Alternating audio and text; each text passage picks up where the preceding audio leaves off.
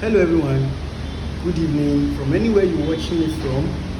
You see, tonight I want to take time to explain some questions that people have been asking me personally and I've been explaining to them. But I just thought it wise to pick 1, 2, 3, 4 of them and come up here and analyze things for all of us to hear them. Well, my first question is, good day, sir. Whenever I want to have sex, if I'm not beaten to a pulp, I don't enjoy sex. What can I do? Because I'm addicted to it deeply. Well, to this person, this type of sex you are having, it is what we call the BDSM sex, right? And if you go to the WebMD, you will see it spelled out. And I would like to, personally explain on my own terminology. The B there represents the bondage sex, where two partners are involved. Of course, two parties, the male counterpart and the female. So now, it's either the male is dominating the female or the female is dominating the male.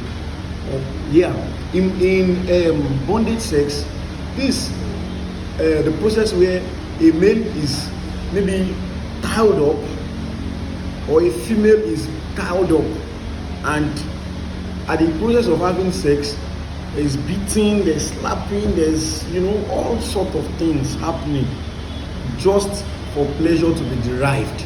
Now, this person is saying, if I'm addicted to this kind of thing, how do I come out? If you look at it, the DDA is discipline. Also two partners. One person will also take turn over a submissive partner, and you do the same thing. Let me quickly highlight something, because there's something very important you need to know about the BDM sex. You see, the BDM sex, from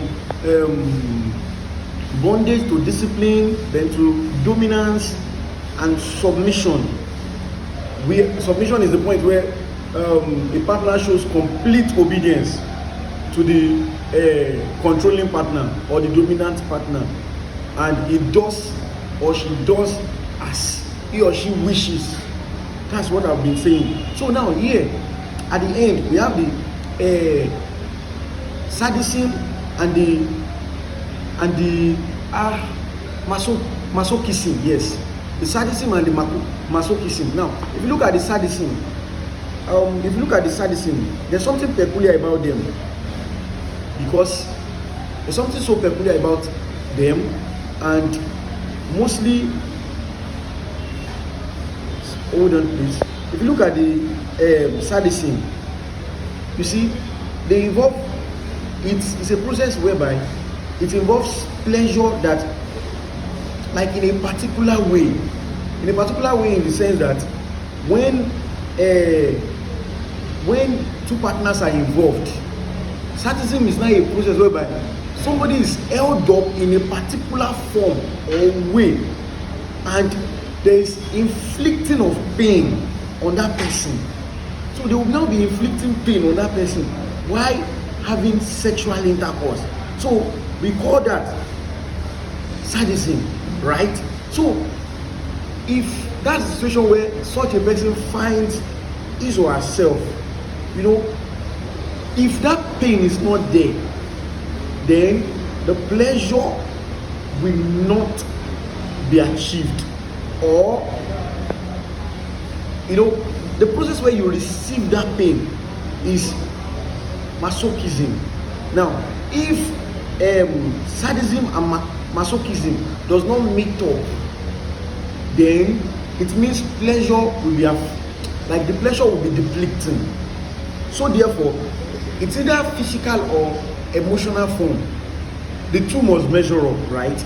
So now, when sadism is employed and masochism is in place, when you are now trying to stop having the BDSM sex, it's now going to look very difficult, because you have already been stereotyped to having sex in a particular way.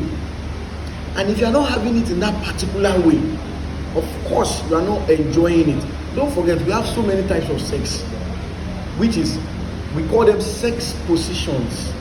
So now, BDSM is one of the method of sexual, methods where serious pains needs to be inflicted on the submissive partner, for the dominant partner and the submissive partner to both get to orgasm. Right? Now, by the word orgasm, it means they get to their climax. Of course. And when they get to their climax, it means the sex is pleasurable to both of them. So now, if they have employed BDSM, they now want to stop it.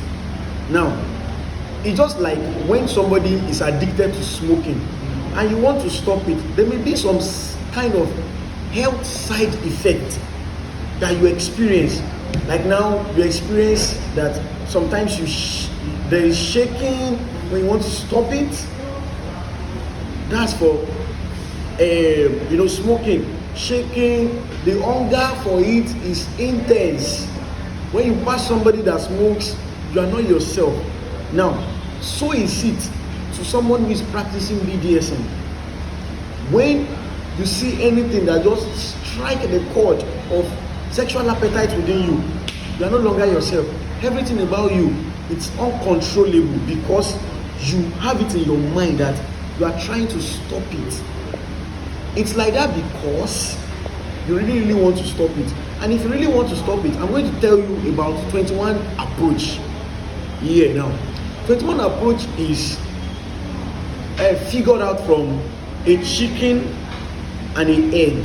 Now, if you look at the chicken, or let me say the mother hen lays egg, and after 21 days, after laying the egg, it sits on the egg for 21 days. That 21 days process is a process whereby he emits heat over the egg, and the egg at the end hatch.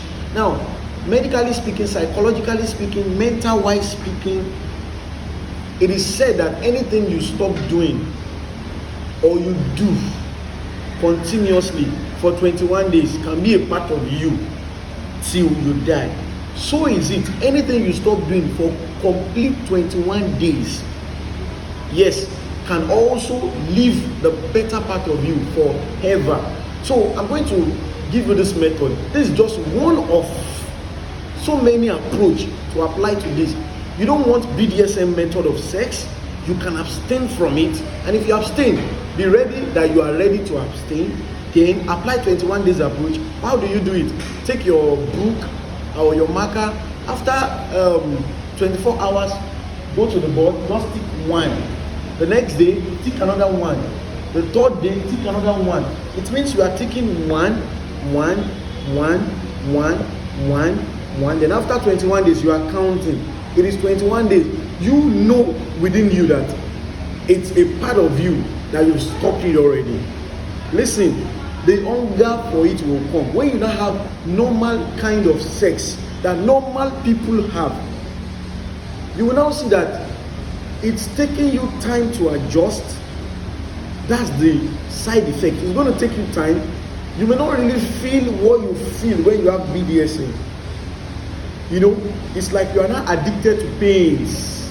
Because, okay, now question number 2 says, sir, I derive joy hurting myself. Whenever I just sit, I just feel like I should just hurt myself. I can just take blade, inflict pain on myself. So, look at the second partner now. This second person is addicted to pains. If he's sitting down and he's not having any pain, he's not himself. Meaning he has to regularly have series of pains encounter. That's when he is normal. He is not normal when there is no pain. So whenever there is pain, he is happy with himself. Now, I questioned this person because I needed to extract so many from this person. I said, how do you just suddenly inflict pain on yourself? He said, anytime I feel down, anytime I feel something is not working out for me, it's the only comfort I can get is for me to, sit down, pick up something and just cause myself pain. And I said, don't you feel that it's painful to you, like you don't feel the pain. He said at that point, I don't feel the pain, but when I'm done, I will not feel that I've inflicted pain on myself. So I feel it that something is paining me. I said that is it. The immediate process, you don't feel it because you are already addicted to it. The sensories of your brain is stereotyped to, I must undergo pains always. Now it's now later. This person showed me some body parts, and I saw pains, and like I saw marks all over. I said, why do you have this mark? He said, it generated to injury. Looking at that person now, inflicting pain on himself or herself has led to body injury, and this injury lasted so long. During BDSM sex also, you can sustain injuries, and these injuries also can last. Some can last you lifelong time, and you can have injuries that can really have a mark over your body flesh. And if you keep having that, you might lose so many parts of you also. So my advice is, apply the method, abstain from it, stay away from it. You can get to orgasm having normal sex. Yes, you can enjoy sex doing it the right way and not the abnormal way, right? So today we condemn bondage sex because it has much side effect to any pleasure you derive from it. So therefore, I want to take about 7 questions, but you have to follow me consecutively because I'll be dropping more questions and answers. Thank you so much. It's nice having you around. Thank you. God bless you.